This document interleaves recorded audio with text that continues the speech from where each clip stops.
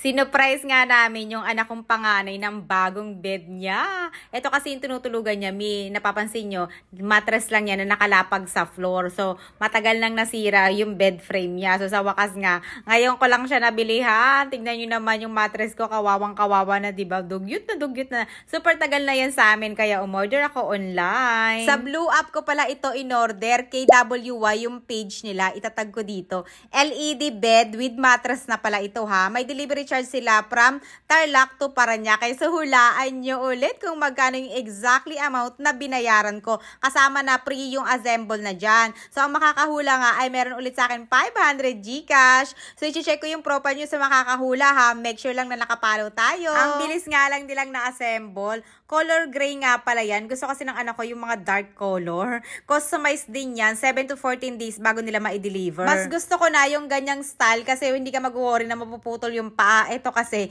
nakalapag lang pero mataas naman siya. Ang nagustuhan ko pa dito, yung pinaka-headboard niya. Marami siyang shelf. Maraming may lalagay dyan ng mga anik-anik. Di ba bagay na bagay yan sa mga teenager? At may pa-ilaw-ilaw pa. Ito na nga yung anak ko. Dumating na. At hindi pa ako tapos magligpit. Ayan na siya. Tuwang-tuwa naman yan. So, ito yung bedsheet na binili ko sa Divisoria. At mukhang maliit, pero okay naman siya. Baka lang mayroong may gusto ng old mattress tsaka bed frame. Let me know. Sayang kasi kung itapon. Eto na nga yung update natin sa presyo ng aking bed na pinahula.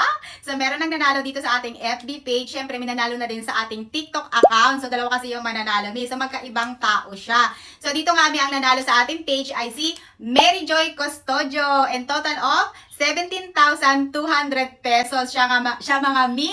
So, ang sizes kasi nung ating bed frame is, ito yung aking resibo mi. Ayan, 11,100 pesos yung ating bed frame na semi-double customized gray colors. Pero meron din kayo niyan pagpipilian ng white color or brown. So, ang ating, yung mattress naman is new Bonel ang tawag doon. So, ang presyo naman niya mi is 6,100 pesos. So, yun na nga ang total is 17,200 pesos. So, may nanalo na sa atin. I-PM mo na ako, Miss Mary Joy Custodio, para masend ko na sa iyo ang iyong papremyo. At salamat din nga pala sa lahat ng mga nag-comment at umabot tayo at nag-viral pa tayo. Wow. I-check nyo guys kung saan ko siya nabili sa KWY Furniture at posted din yun yung aking video guys. So, i-check nyo na. Maraming salamat po. At patadalan daw niya ako ng gift kasi nga nag-viral yung aking video sa TikTok at saka dito sa ating FB page. So, congratulations. I-update ko pala kayo kung sino yung nakakuha doon sa ating mattress at doon sa ating old bed frame. So, ayun lang. Maraming salamat. Kukunin na ni Mang Jun yung ating mattress. Si Mang Jun nga pala yung binigyan ko nung old mattress ko. School bus ng anak ko. Sabi, pick upin niya na. Yan yung driver ng school bus ng anak kami. So, saktong-sakto kasi. Meron siyang sasakyan. So, ayan, iaakyat niya na. Ilalagay niya na tong ating mattress. Lagay natin doon sa sakyan.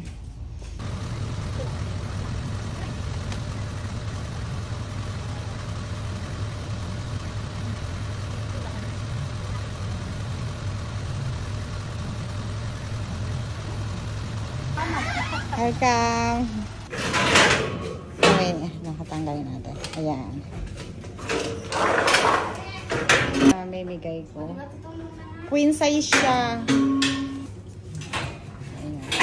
Queen size yan eh. Maganda pa siya ha. Hala bebe. Okay, papasama ko na tong electric pan na matagal ko na rin pinalitan. Yung electric pan ko, ayun no, yung maliit. Ayan. Yan nabili ko sa TikTok. Ito kasi pinaayos ko na yan eh. Pero, umuugong. Kayang-kaya yung ayusin yan? Ay, mag-aayos na ng electric pan mo. Ay, nag-aayos din siya ng washing? Ay, kabayo ka. Patingin nga ako ng loob niya. Ay, ang laki nga, oh. Gusto ko pa isama. Sama mo nga yung asawa ko dito sa loob. Itapon mo na rin yan. Charot. May nagpadala ng regalo sa amin. Tuwang-tuwa si Habi, oh. Hindi ko talaga ine-expect na ganito kalaking oil painting yung ibibigay sa akin ng KWY Furniture. Nag-email nga yung owner ng shop sa akin dahil nagustuhan niya yung video ko na binili kong bed sa kanila. Marami daw nag-inquire sa kanila after nung mag-viral yung video ko. Kaya ito, pasasalamat daw niya ito sa akin. Marami siyang sinend sa akin na picture, pero itong dalawa lang lang yung pinili ko. Itong black and white, yung anak ko yung pumili niyan. Ilalagay daw niya sa bedroom niya. Para siyang black sea na malakas yung alon. Wala naman ako alam sa mga art na ganyan, na painting. Eto naman, may pinili ko yan. Hindi ko rin alam kung anong ibig sabihin niya. Pero kasi maganda siya at malaki at mahal ang price niyan. Nasa 6,000 pesos kasi yung nakita ko. So, ang laki niyan, may 100 cm to 100 cm. So, hindi ko ang problema. Hindi ko na alam po saan ko siya ilalagay. Ano bang ibig sabihin niyang circle na yan? Pero ang ganda niya, Mi. Para may pagka gold. Oil painting siya. Sa pinagpipilian namin ni Daddy kung saan namin siya ilalagay dito ba sa may door. Kaya lang matatakpan naman siya ng pintuan. Dito naman sa may harap. Hindi naman siya kasya kasi nga napakalaki. Hanggang ngayon, pinag-iisipan ko pa rin siya kung saan ko siya ilalagay. Ito naman na black and white. Ito ang ganda din, Mi. Talagang aesthetic. Bagay na bagay ito doon sa kwarto ng anak ko kasi nga black and white. So, dito ko siya ilalagay. Parang centerpiece siya. Sa wakas nga, nabili ko na yung pinapangarap ng anak ko na ilalagay niya raw sa kwarto niya. Pero syempre, sa Christmas pa niya yan magagamit. Binalikan ko na nga itong vanity mirror sa IKEA, mga Mi. Ito yung nakita niya few months ago na gustong gusto niya. Syempre, hindi ko muna binili. Antay ka ng Christmas. Nakasil na nga siya ngayon, mga Mi. Dati siya kasi 4,900. Pero separate pa yung upuan niya. So, bagay na bagay nga to sa kwarto niya. Sinamahan ko na nga rin ng mga pang-organizer ng mga anik-anik niya. Ang bigat pala nito, Mi, solid na kahoy. Kaya kumuha kami ng malaking cart na pwede mong sakyan kapag ka napagod ka, nakakaikot dito sa IKEA. Pero ayan nga, naglaro muna yung mga isip bata. Yung vanity mirror lang talaga yung pinunta ko dito sa IKEA. Pero yan nga, ang dami ko na naman nabiling mga anik-anik. Kapag kasama mo talaga yung mga kaibigan mo mag-shopping, malilibot nyo talaga yung buong store. Tapos maiinggit ka kapag may binili sila, mapapaisip ka na lang na, ay oo nga, maganda yan. O kaya naman, wag yan, ang pangit. O diba? Hindi mo nyo namamalayan yung oras kasi nga, mas nag-e-enjoy ka kapag kasama mo yung mga kaibigan mo mag-window shopping kasi naman pagka-jusawa mo na lagi nagmamadali. Kinabukasan nga ng maagang maaga, binalot ko na siya agad para hindi makita ng anak ko. Bali, 6 na wrapper yung nabalot ko dito. O diba, ang ganda ng pagkabalot ko. Inakyat na nga namin muna ito sa taas sa kwarto namin para hindi makita ng anak ko, para naman surprise. Ito yung sleeper na Crocs sa mall versus Mesa Crocs na nabili ko sa Divisoria. Walang pinagkaiba, as in. Ito nga, at tinignan ko muna yung presyo ng Crocs dito na sleeper Mesa Mall. At tignan nyo, ganyan na ganyan yung nabili ko. Walang pinagkaiba, Mi. Premium copy. Mall fallout daw yung nabibili doon sa Divisoria. Pero ito nga yung original, Mi. Tignan nyo. Siyempre, walang giblets yung nabili ko. Ito, may kasama ng giblet. At tignan nyo yung presyo, 5,500 almost. At wala yung discount, ha. At saka yung giblets nila, meron naman get 3, get 1, ganon. Pero pag isang peraso lang bibilan mo, 499. So, 500 pesos ang isa, kahit ano pa dyan. Kahit anong design. So, dito na nga tayo sa Divisoria, Mi. Ito yung nabili kong giblets. Ano yan? 3 for 100. At ito yung nabili ko, Mi, na mall full out daw. Yan na nagkakahalaga lang siya ng 1,200 pesos. O tingnan nyo naman, sino mag-aakala? Walang pinagkaiba. As in, parang original na original. Pero 1 to ko lang yan nabili. Ang cute! Diba? Ang ganda. Pang regalo ko to sa anak ko, syempre. Sa anak ko na naman. Oo, sa anak ko na naman lagi. Eto nga, size 7 yun. Diba, meron pa yan giblets sa 3. At saka naka-plastic pa yan, na Crocs. Diba, sino ba magkakakala na mall full out yan? Ayan na nga, nagbayad na nga ako. 1 to yan. Syempre, sinuklian ako na 300 pesos. Yung jusawa kong apam, tuwang-tuwa. May in-order na naman daw siya sa Lazada. Diyos me. Ako yung hindi natutuwa dahil hindi naman ako kikita doon.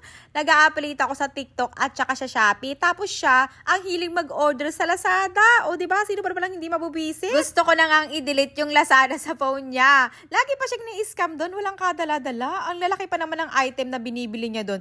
Tignan nyo na naman to. Ano to? Smart TV na naman pala ito. Hindi ko nga alam kung anong brand yan. Expose ang brand niya. Nagbasa-basa naman daw siya ng mga reviews doon and all goods naman daw.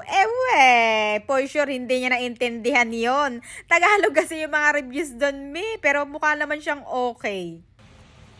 Take your membership to the next level. Let's bring in CNN's Nick Payton Walsh. In fairness, okay naman siya. Magaan lang siya. 32 inches, 5K daw yan. Pwede mo pa daw i-connect sa mouse. So, ayan na nga, ibalik na nga namin sa box kasi ipangre-regalo pala niya. Eto nga at inutusan pa akong balutin. Kapag tinanggal ko na siya sa isang box, hindi ko na yan kayang ibalik sa dati niyang itsura. Hindi ko na nga mapasok yung bubble wrap, o diba?